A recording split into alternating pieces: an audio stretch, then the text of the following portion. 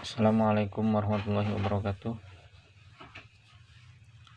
Alhamdulillahirabbil alamin wa bihi nasta'inu ala umuri dunya waddin wa ala alihi washabihi ajmain, amma ba'du. Pertama-tama marilah kita panjatkan puja dan puji kehadirat Allah Subhanahu wa taala. Shalawat serta salam semoga tetap tercurah limpahkan kepada junjungan kita yakni habibana wa nabiyana Nabi Muhammad sallallahu alaihi wasallam, kepada keluarganya, para sahabatnya, semoga sampai kepada kita semua selaku umatnya, amin ya Allah ya rabbal alamin.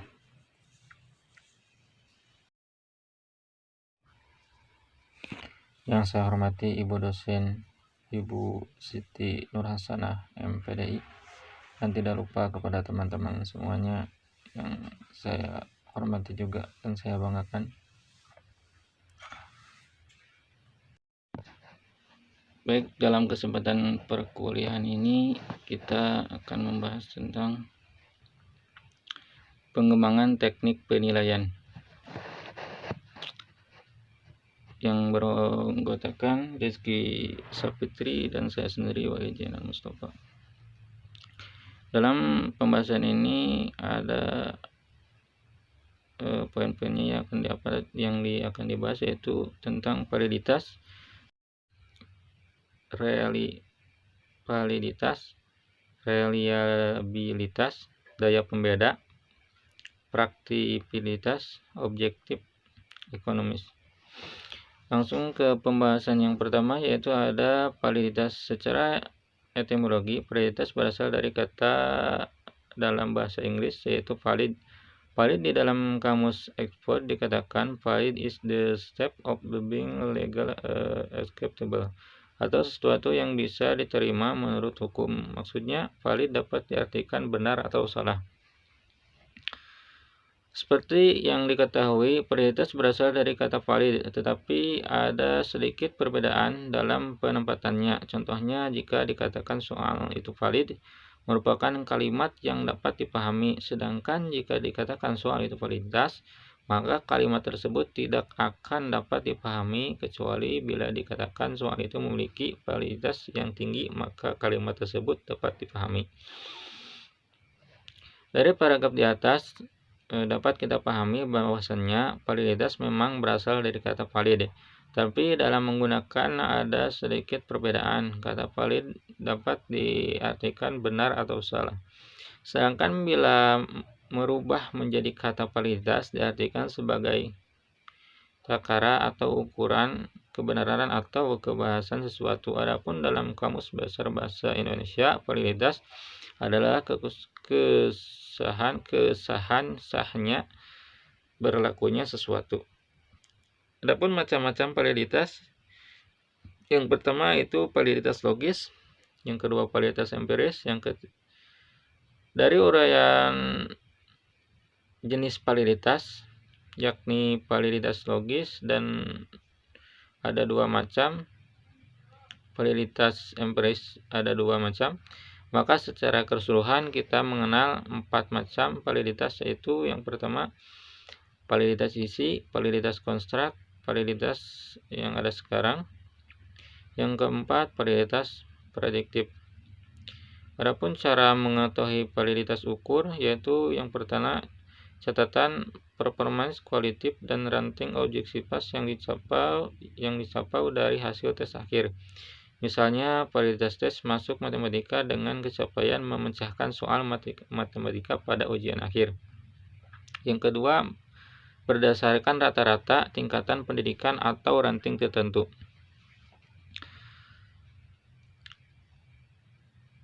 B. Reliabilitas. Kata reliabilitas adalah bahasan Indonesia yang diambil dari kata reliability. Dalam bahasa Inggris berasal dari kata reliable yang artinya dapat dipercaya. Seperti halnya istilah validitas dan valid, kekacauan dalam penggunaan istilah reliabilitas. Sering dikatakan dengan istilah reliabilitas merupakan kata benda, sedangkan reliable menggunakan kata sifat atau kata keadaan. Walaupun tampaknya hasil tes pada pengesahan kedua hal lebih baik, akan tetapi karena kenaikan dialami sama siswa, maka tes yang digunakan dapat dikatakan memiliki relativitas yang tinggi. Jika dihubungkan dengan validitas, maka validitas adalah ketetapan, reliabilitas adalah ketetapan. Yang C itu ada daya pembeda. Daya pembeda soal adalah pengurusan sejauh mana suatu soal maupun pembentukan peserta didik yang belum atau sudah menguasai kompetensi berdasarkan kriteria tertentu. Adapun rumusnya itu bisa dilihat di makalah. Yang selanjutnya yaitu D, yaitu praktikabilitas. Sebuah tes dikatakan memiliki praktikabilitas yang tinggi apabila tersebut bersifat praktis, mudah mengadministrasinya. Tes yang praktis adalah tes yang pertama mudah diaplikasikan, misalnya tidak menuntut peralatan yang banyak, memenuhi kebebasan kepada siswa untuk mengerjakan terlebih dahulu bagian yang dianggap mudah oleh siswa. Yang kedua, mudah memeriksanya, artinya bahwa tes itu dilengkapi dengan kunci jawaban maupun pedoman scoringnya.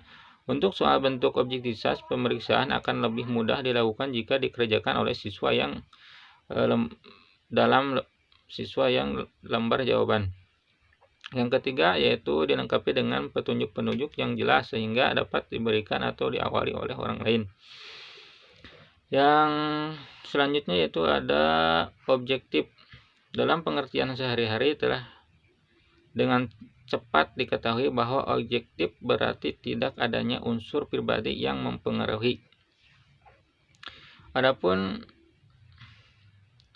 bentuk tesnya, tes yang berbentuk uraian akan memberi banyak kemungkinan kepada isi penilaian untuk memberikan penilaian menurut caranya sendiri. Yang kedua itu penilaian. Subjektivitas dari penilaian akan dapat masuk secara agak leluasa, terutama dalam tes bentuk uraian. Faktor-faktor yang mempengaruhi subjektivitas antara lain kesan penilaian berbeda siswa, tulisan, bahasa, waktu, pengadaan penilaian, kelelahan, dan sebagainya. Adapun evaluasi harus dilakukan secara komprehensif menyeluruh. Yang dimaksud dengan evaluasi yang komprehensif di sini adalah atas sebagai segi peninjauan, yang diantaranya yang pertama mencakup keseluruhan materi, yang kedua mencakup sebagai aspek berpikir, pemahaman, ingatan, aplikasi, dan sebagainya. Yang ketiga melalui berbagai cara, yaitu tes tertulis, tes lisan, tes pembuatan, tes pengamatan, insidental, dan sebagainya. Yang terakhir yaitu ada ekonomis. Yang dimaksud di sini ialah bahwa pelaksanaan tes tersebut tidak membutuhkan ongkos atau biaya. Alhamdulillah dari materi yang pertama sampai terakhir sudah disampaikan.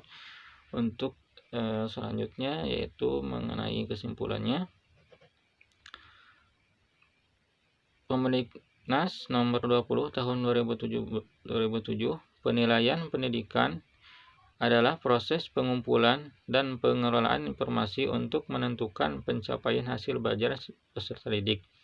Penilaian kelas merupakan suatu proses yang dilakukan melalui langkah-langkah perencanaan, penyusun alat penilaian, pengumpulan informasi melalui sejumlah bukti yang menunjukkan pencapaian hasil belajar peserta didik, pengelolaan dan penggunaan informasi tentang hasil belajar peserta didik. Penilaian kelas dilaksanakan melalui berbagai teknik atau cara seperti penilaian untuk kerja, performance, penilaian sikap, penilaian tertulis, paper and pencil test, penilaian project. Penilaian produk, penilaian melalui kumpulan hasil kerja atau karyawan peserta didik, portofolio, dan penilaian diri. Terima kasih untuk teman-teman semua yang sudah menyimak. Dicukupkan sekian dari kelompok kami, semoga ada manfaatnya. Wabillahi taufiq wal hidayah. Wassalamualaikum warahmatullahi wabarakatuh.